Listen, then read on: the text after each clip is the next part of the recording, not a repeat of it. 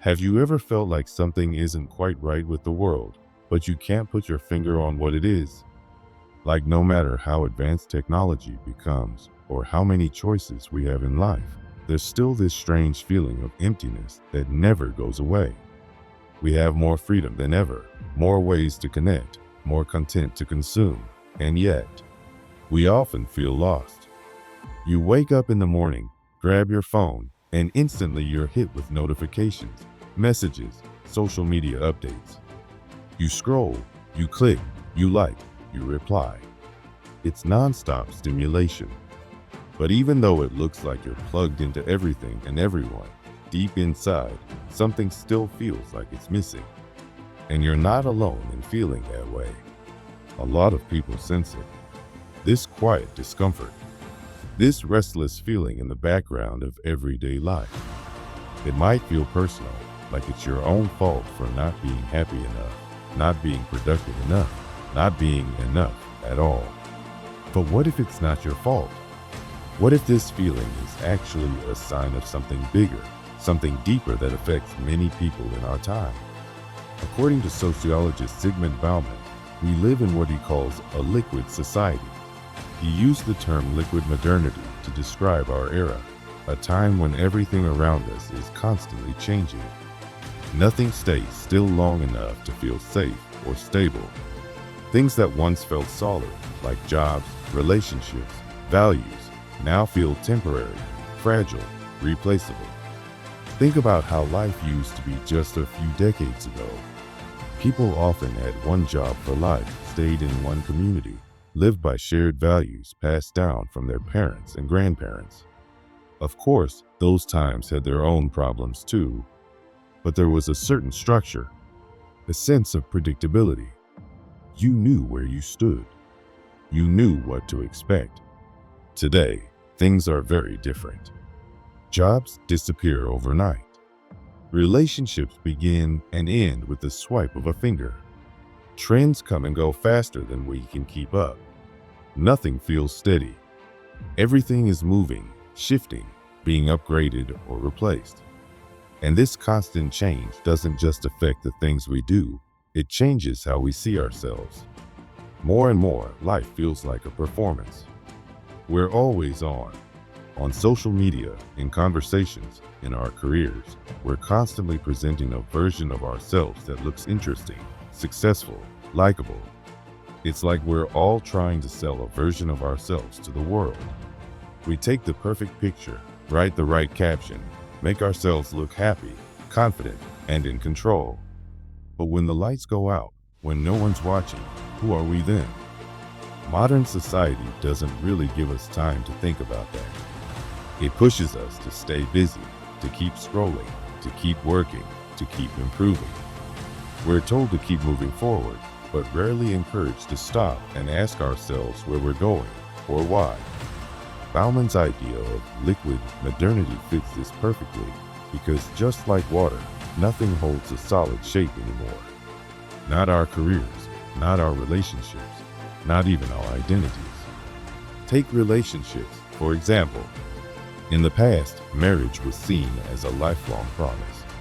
People didn't just walk away when things got hard. They worked through the problems. They grew together. It wasn't easy, but there was a belief that it was worth it. Now, things are different.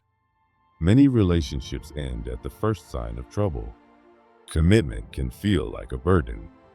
Staying with one person long-term feels outdated to some. We're taught to look for what's new, exciting, and easy. And the moment it gets difficult, just move on. The same thing happens with how we think about ourselves.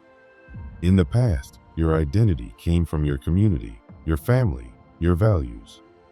Now, it comes from your image, your personal brand. We're expected to always be improving, always becoming better. But this kind of change isn't always about real growth.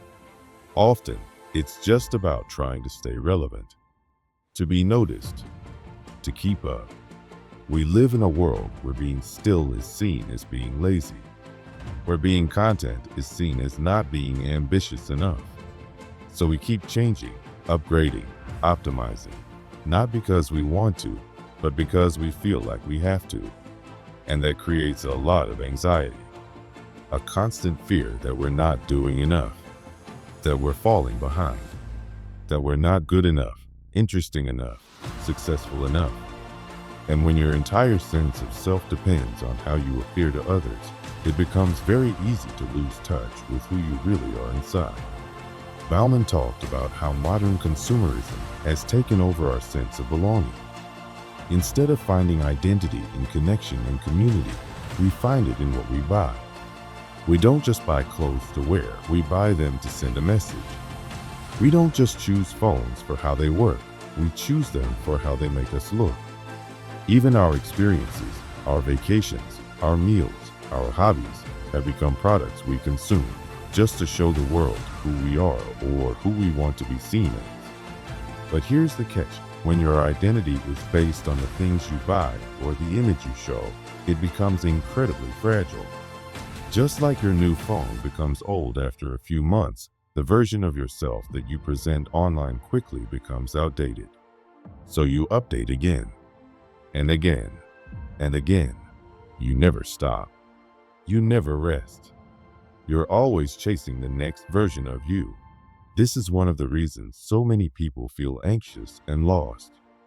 It's not because they have nothing, it's because they have too much.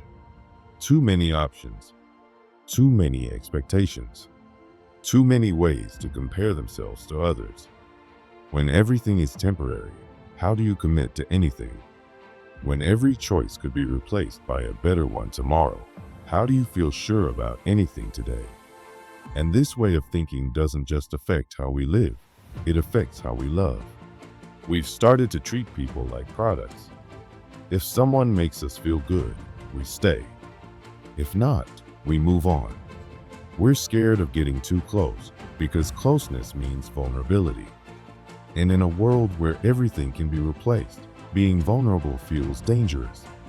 So we keep things shallow. We have conversations that don't go too deep.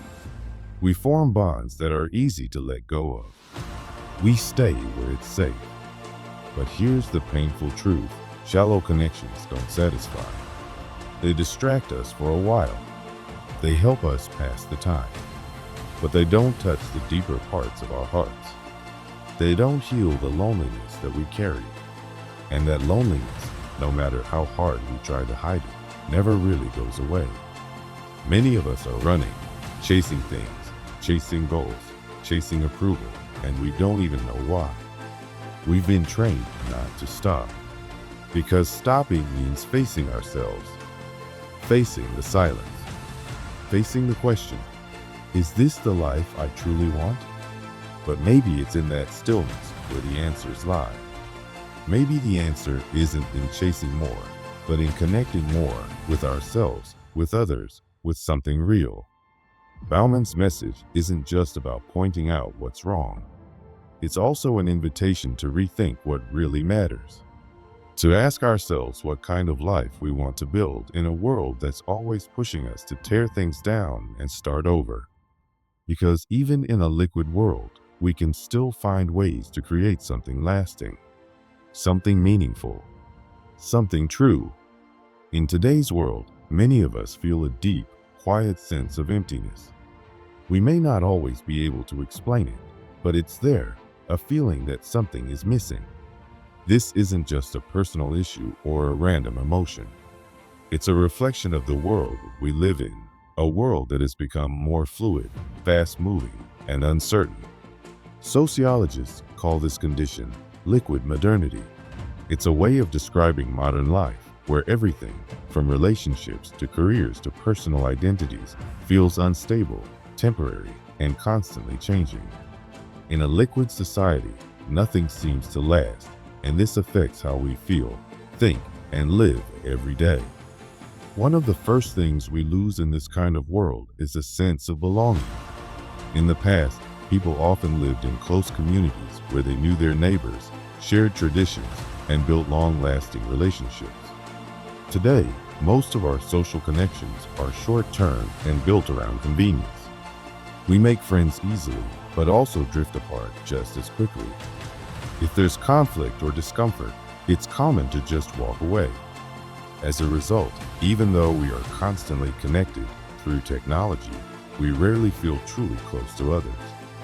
We are surrounded by people, but we don't feel seen. We don't feel at home anywhere. Belonging, however, requires time and roots. It takes effort and continuity. But the way society functions now, we are encouraged to move quickly, keep things casual, and stay emotionally distant. This fear of commitment goes beyond relationships. It spreads into every part of our lives. We are always unsure about our career path, our personal projects, and even simple life choices. Everything feels temporary, and every decision feels heavy. We second-guess ourselves constantly. What if we make the wrong choice? What if something better comes along? This mindset creates an ongoing sense of anxiety. We don't feel grounded. Instead of building our lives on solid ground, we walk on shifting sand, always trying to keep our balance, but never feeling truly stable. One of the biggest emotional effects of living this way is chronic anxiety. Because nothing is permanent and everything can be replaced, we feel we must always be ready to change, to adapt, to prove our value. This creates enormous pressure.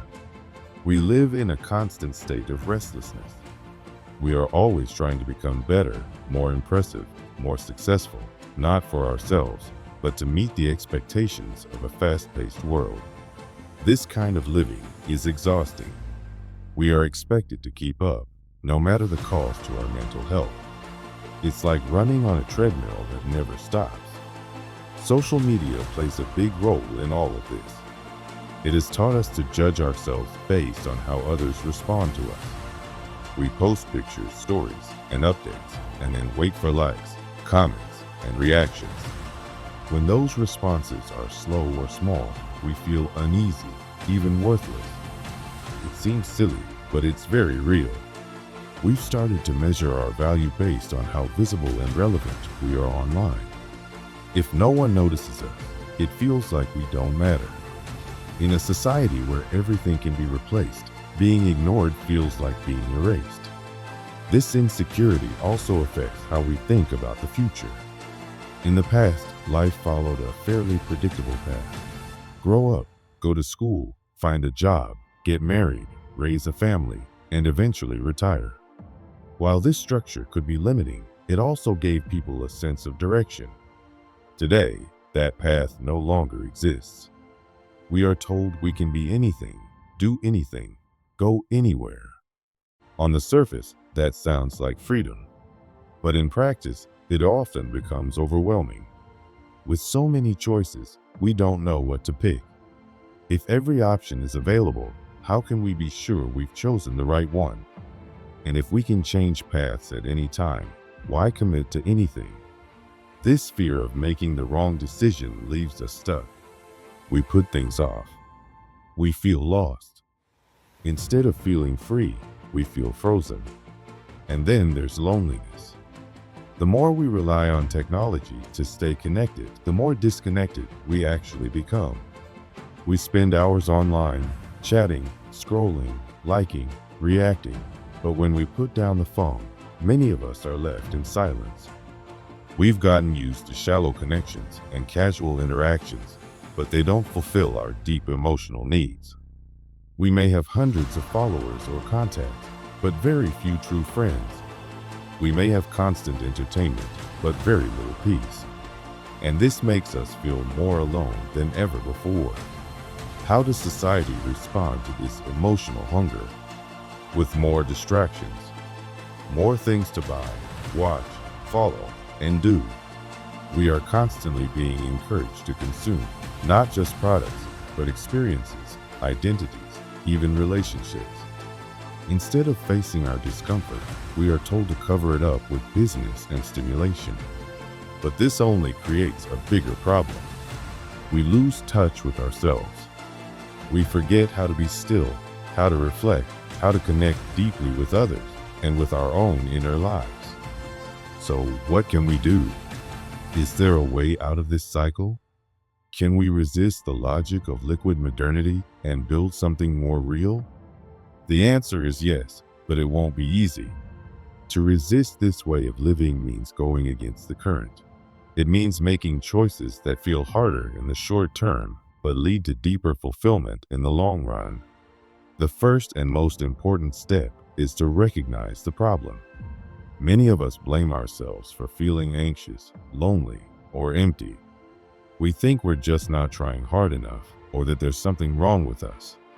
But these feelings are not just personal struggles. They are signals. They are the emotional consequences of living in a society that teaches us to avoid commitment, seek constant validation, and never slow down. Once we understand that our pain is connected to something bigger, we can begin to take control. One powerful way to push back is to embrace permanence. In a world that treats everything as temporary, committing to something, a relationship, a community, a purpose, becomes a radical act. Stability doesn't mean getting stuck. It means having a foundation. It gives us the strength to face challenges, grow through difficulties, and build something meaningful over time. Instead of running away when things get hard, we can learn to stay, to show up, to keep going. That's how trust is built. That's how love grows. That's how life deepens. Another important change is to stop letting our identity be defined by what we consume. We live in a culture where people are constantly reinventing themselves to stay relevant. But this often means changing who we are based on trends and outside approval. Real confidence doesn't come from how others see us. It comes from knowing who we are and living by our values, even when it's not popular. Instead of asking, what will get the most likes, we can start asking, what really matters to me? One of the hardest but most necessary steps is to learn how to be alone without being lonely. Our world teaches us to always stay busy, to fill every moment with noise. But true self-understanding only comes when we make space for silence. When we can sit with our thoughts without reaching for a distraction, we begin to discover who we really are. This self-awareness makes us stronger. It helps us form deeper connections with others. It teaches us how to live with intention instead of just reacting to everything around us. In the end, resisting the pressures of liquid modernity doesn't mean rejecting the world entirely. It means finding our way through it without losing ourselves. It means building small but strong places of meaning, connection, and purpose, even when everything around us is pushing for speed, novelty, and superficiality. This might mean slowing down, saying no more often, choosing depth over instant pleasure. Most importantly, it means realizing that we don't have to keep drifting. We can stop. We can root ourselves. We can choose a different path. Now that we've named the problem and explored possible solutions, the final step is taking action. If you felt this emptiness, this restlessness, you're not alone, and it's not your fault. The system we live in is designed to keep us in this state, but knowing that gives us power. We can begin to say no to things that drain us. We can say yes to what truly matters. We can stop trying to keep up with everything and start living more simply, more truthfully, more meaningfully. Liquid modernity told us that freedom means never settling. But now we can see the truth. Real freedom comes from knowing what matters and having the courage to hold on to it.